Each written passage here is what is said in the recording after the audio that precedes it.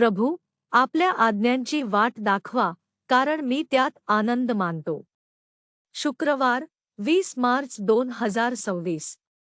आज सकाळच्या ध्यानासाठी मी संत लुकेच्या सुवांगतून अध्याय 4, श्लोक 43 निवडला आहे. पण येशू म्हणाला, मलाही इतर शहरांमध्ये देवाच्या राज्याचे भलतेचे घेता आले पाहिजे, कारण मी याच उद्देशाने पाठवला गेलो आहे. शुभ प्रभात मित्रांनो. आम्हाला आपला उद्देश माहीत असावा आणि केंद्रित राहावे लागेल. चला या श्लोकावर ध्यान करूया. आज सकाळच्या ध्यानाचे विषय केंद्रित राहणे. येशू विविध ठिकाणी फिरत प्रचार करत होता आणि अनेक लोकांचे उपचार करत होता. पण काही लोक त्यांना जास्त काळ सोबत राहण्यास सांगत होते.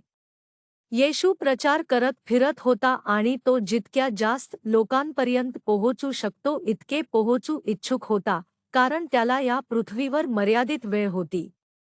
येशूला खूप चांगले माहीत होते की तो का आला होता.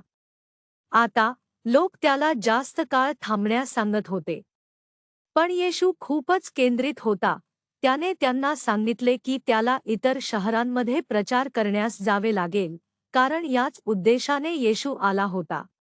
मित्रांनो, आपल्या जीवनाच्या प्रवासात आम्हाला काही गोष्टी करण्यास भाग पाडले जाते किंवा आम्ही जसे आहोत त्यामुळे लोक आम्हाला विनंती करतात, मनाई करतात किंवा एखाद्या ठिकाणी, पदावर किंवा परिस्थितीत राहण्यास भाग पाडतात.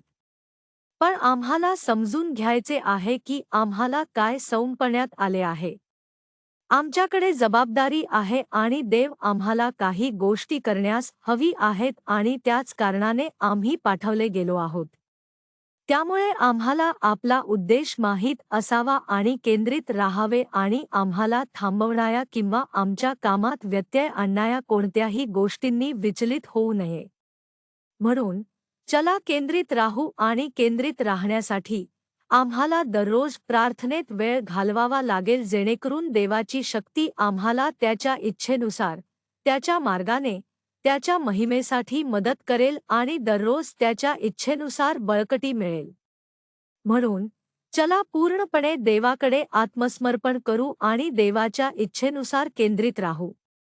प्रार्थना. कृपाळू देवा, स्वर्गीय पिता, प्रभू, आम्हाला नेहमी तू जे हवे ते करण्यास मदत कर. ख्रिस्ताच्या नावाने आम्ही प्रार्थना करतो. आमेन.